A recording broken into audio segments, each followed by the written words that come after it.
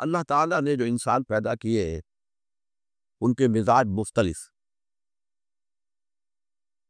ان میں کچھ لوگ ہوتے ہیں جو قوی ہوتے ہیں ارادے کے، جو فیصلہ کر لیا ڈٹ کر. کچھ لوگوں میں وہ قوت ارادی اتنی مضبوط نہیں ہوتی، وہ ادھر ادھر سوچتے رہتے ہیں. کچھ لوگ جسمانی طور پر بہت توانا ہوتے ہیں، کچھ لوگ جسمانی طور پر پیدائشی طور پر کمزور ہوتے ہیں. تو اگر کوئی قوت ارادی کمزور رکھنے والا شخص ہے، وہ بھی تو اللہ کی تخلیق ہے، اللہ کا بندہ ہے، خطاؤں کا ظہور ہو جاتا، توبہ کرتا ہے، پھر کچھ عرصے کے بعد پھر خطا کا ظہور ہو جاتا، پھر توبہ کرتا. تو ہم تو یہ سمجھیں گے کہ ایک حد کے بعد پھر اس کی توبہ قبول نہیں ہونی چاہیے. لیکن حدیث سنی، وعن ابی ہریرہ رضی اللہ تعالی عنہ قال قال رسول اللہ صلی اللہ علیہ وسلم ان عبدا اذنب ذنبا، یقیناً ایک بندہ جو ہے وہ ایک گناہ کرتا ہے. فقال، پھر وہ کہتا ہے رب، اے میرے پروردگار، اذنبت فاغفر، مجھ سے گناہ ہو گیا ہے، مجھے معاف فرما دے. فقال ربہ، تو پروردگار یہ کہتا ہے عالم عبدی ان لہ ربا یغفر الذنب ویأخذ بہ، میرا یہ بندہ یہ جانتا ہے کہ اس کا ایک رب ہے جو گناہ معاف بھی کر سکتا ہے اور سزا دے بھی سکتا ہے. کیا معنی ہوئے؟ گناہ اس نے کیا ہے لیکن جانتا ہے اللہ کو کہ وہ معاف بھی فرما سکتا ہے، تبھی تو وہ اللہ سے معافی کی درخواست کر رہا ہے.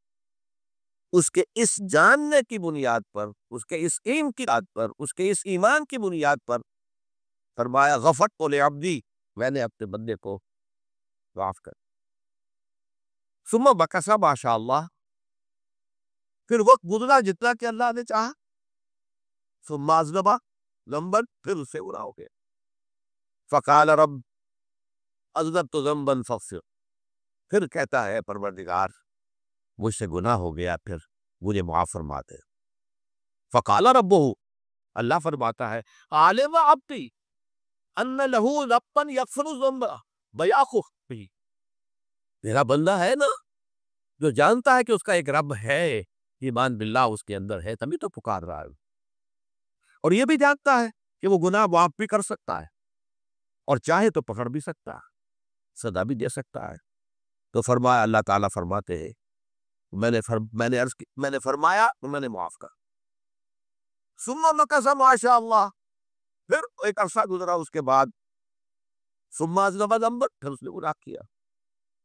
قال رب اذنبت ذنبا آخر، اس نے کہا پروردگار میں نے تو پھر ایک اور گناہ کر دیا، فاغفر لی، مجھے بخش دے. فقال اعلم عبدی ان لہ ربا یغفر ویأخذ بہ، میرا بندہ جانتا ہے نا کہ اس کا ایک رب ہے جسے وہ پکار رہا ہے، کہ وہ جانتا ہے کہ اسے اختیار حاصل ہے کہ چاہے تو بخش دے اور چاہے تو پکڑ دے. اس کے اس علم، اس ایمان کی بنیاد پر میں نے اسے معاف کر دیا. ایک اور حدیث، میں نے چونکہ اس گفتگو کے لیے ان احادیث کا تفحص کیا ہے، تو بہت ہے حدیثیں، میں نے ان میں سے کچھ چنی ہے. ہمارے بعض واعظ ناصح وہ بھی کسی شخص کو روکتے رہے، برائیوں سے روکتے رہے، نہیں رکتا،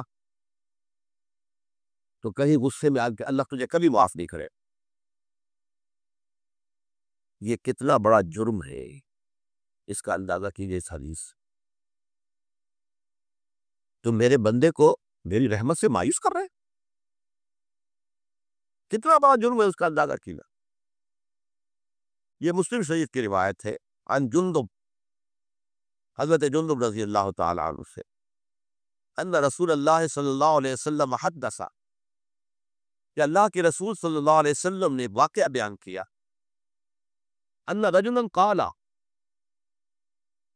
کہ شخص نے یہ کہا واللہ لا یغفر اللہ لفلان، کہ خدا کی قسم اللہ تعالیٰ فلاں شخص کو کبھی معاف نہیں کرے گا. وَأَنَّ اللَّهَ تَعَالَى قال، اس پر اللہ تعالیٰ نے یہ فرمایا منزل رضیت اللہ علیہ، یہ کون ہے جو میرے اوپر حکومت کرنے والا آ گیا، جو میری طرف سے حکم لگا رہا کہ میں کبھی معاف نہیں کروں گا؟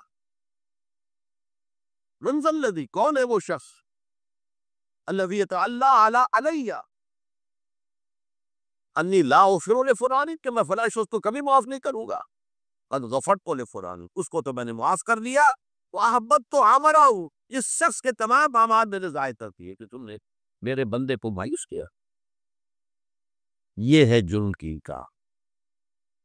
تو توبہ کی دعوت دیتے رہو، توبہ کے لیے لوگوں کو آبادہ کرتے رہو، توبہ جو ہے اس کے لیے ترغیب دیتے رہو، اللہ تعالیٰ معاف فرمانے والا۔ اب آخری حدیث سنا رہا ہوں، یہ تو بہت ہی عجیب حدیث ہے اور متفق علیہ، یہ بخاری اور مسلم دونوں گئے۔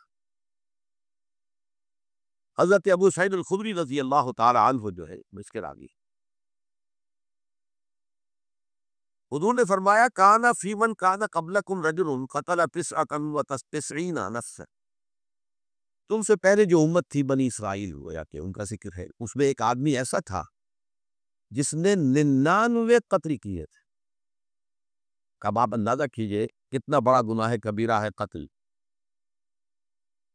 قرآن مجید میں آتا ہے وَكَأَنَّمَا قَتَلَ النَّاسَ جَمِيعًا، اگر ایک انسان کو بھی ناحق قتل کر دیا گیا تو یہ ایسی ہے گویا کہ اس نے پوری نوع انسانی کو قتل کر دیا، اس نے 99 قتل کی۔ اللہ تعالیٰ نے جو انسان پیدا کیے ان کے مزاج مختلف، ان میں کچھ لوگ ہوتے ہیں جو قوی ہوتے ہیں ارادے کے، جو فیصلہ کر لیا ڈٹ کر، کچھ لوگوں میں وہ قوت ارادی اتنی مضبوط نہیں ہوتی، وہ ادھر ادھر سوچتے رہتے ہیں۔ کچھ لوگ جسمانی طور پر بہت توانا ہوتے ہیں، کچھ لوگ جسمانی طور پر پیدائش کے طور پر کمزور ہوتے ہیں۔ تو اگر کوئی قوت ارادی کمزور رکھنے والا شخص ہے، وہ بھی تو اللہ کی تخلیق ہے، اللہ کا بندہ ہے، خطاؤں کا ظہور ہو جاتا، توبہ کرتا ہے، پھر کچھ عرصے کے بعد پھر خطا کا ظہور ہو جاتا، پھر توبہ کرتا، تو ہم تو یہ سمجھیں گے کہ ایک حد کے بعد پھر اس کی توبہ قبول نہیں ہونی چاہیے۔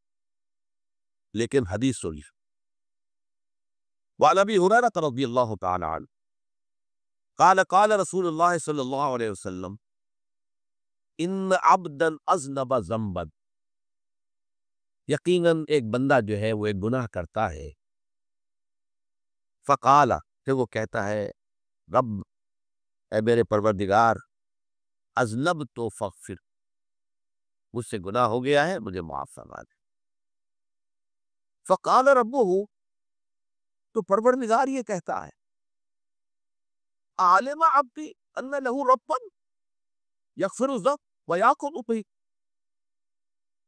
میرا یہ بندہ یہ جانتا ہے کہ اس کا ایک رب ہے جو گناہ معاف بھی کر سکتا ہے اور سزا دے بھی سکتا ہے۔ کیا معنی ہوئے؟ گناہ اس نے کیا ہے لیکن جانتا ہے اللہ کو کہ وہ معاف بھی فرما سکتا ہے، تبھی تو وہ اللہ سے معافی کی درخواست کر رہا ہے۔ اس کے اس جاننے کی بنیاد پر، اس کے اس علم کی بنیاد پر، اس کے اس ایمان کی بنیاد پر فرمایا غفرت لعبدی، میں نے اپنے بندے کو معاف کر۔ ثم مکث ما شاء اللہ، پھر وقت گزرا جتنا کہ اللہ نے چاہا، ثم اذنب ذنبا، پھر اس سے گناہ ہو گیا، فقال رب اذنبت ذنبا فاغفر، پھر کہتا ہے پروردگار مجھ سے گناہ ہو گیا، پھر مجھے معاف فرما دے۔ فقال ربہ، اللہ فرماتا ہے عالم عبدی ان لہ ربا یغفر الذنب ویأخذ بہ، میرا بندہ ہے نا جو جانتا ہے کہ اس کا ایک رب ہے، ایمان باللہ اس کے اندر ہے، تبھی تو پکار رہا ہے، اور یہ بھی جانتا ہے کہ وہ گناہ معاف بھی کر سکتا ہے اور چاہے تو پکڑ بھی سکتا ہے، سزا بھی دے سکتا ہے۔ تو فرمایا، اللہ تعالیٰ فرماتے ہیں میں نے فرمایا تو میں نے معاف کر۔ ثم مکث ما شاء اللہ، پھر ایک عرصہ گزرا اس کے بعد، ثم اذنب ذنبا، پھر اس نے گناہ کیا، قال رب اذنبت ذنبا آخر، اس نے کہا پروردگار میں نے تو پھر ایک اور گناہ کر دیا، فاغفر لی، مجھے بخش لے۔ فقال اعلم عبدی ان لہ ربا یغفر الذنب ویأخذ بہ، میرا بندہ جانتا ہے نا کہ اس کا ایک رب ہے جسے وہ پکار رہا ہے، کیوں وہ جانتا ہے کہ اسے اختیار حاصل ہے کہ چاہے تو بخش دے اور چاہے تو پکڑ دے۔ اس کے اس علم، اس ایمان کی بنیاد پر میں نے اسے معاف کر دیا۔ ایک اور حدیث، میں نے چونکہ اس گفتگو کے لیے ان احادیث کا تفحص کیا ہے، یہ تو بہت ہے حدیثیں، میں نے ان میں سے کچھ چنی ہے۔ ہمارے بعض وائز ناصح وہ بھی کسی شخص کو روکتے رہے، برائیوں سے روکتے رہے، نہیں رکتا، تو کہیں غصے میں آ کے اللہ تجھے کبھی معاف نہیں کرے۔ یہ کتنا بڑا جرم ہے، اس کا اندازہ کیجئے۔ اس حدیث تو میرے بندے کو میری رحمت سے مایوس کر رہے، کتنا بڑا جرم ہے، اس کا اندازہ کیجئے۔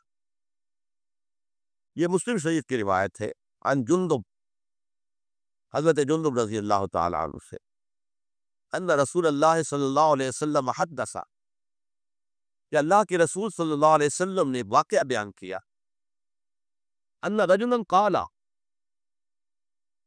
کہ شخص نے یہ کہا، واللہ لا یغفر اللہ لفلان، کہ خدا کی قسم اللہ تعالیٰ فلاں شخص کو کبھی معاف نہیں کرے گا۔ وَأَنَّ اللَّهَ تَعَالَى قَالَ، اس پر اللہ تعالیٰ نے یہ فرمایا، مَنْ ذَا الَّذِي يَتَعَالَىٰ عَلَيَّ، یہ کون ہے جو میرے اوپر حکومت کرنے والا آ گیا، جو میری طرف سے حکم لگا رہا کہ میں کبھی معاف نہیں کروں گا۔